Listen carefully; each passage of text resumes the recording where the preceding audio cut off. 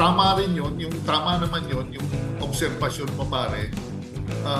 But yung adding itong team na to, basilan, okay, it will provide employment, pero pare, it won't solve PBA problems in changing teams. Yung parang palit lang, hindi naman ganun ang pagpapalakas ng isang team eh. Kailangan there's a balance of power, yung sinabi mo, binanggit mo. Tapos yung parity, tapos dapat pare, ma-address nila yung unfair or yung unbalanced na swapping and trades of players.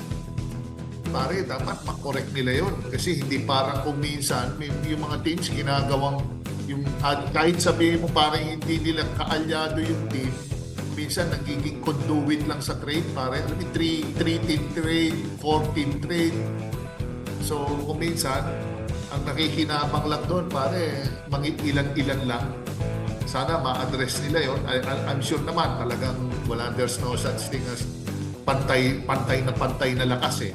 Talagang meron talagang naglalamangan dyan eh.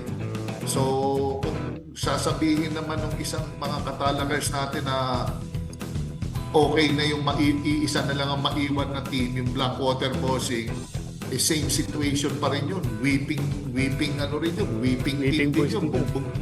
Oo, Weeping Boys din yun.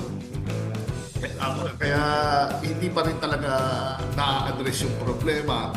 Sa akin, kung it's dagdag lang, ako sa akin, it's best to buy a new franchise pare.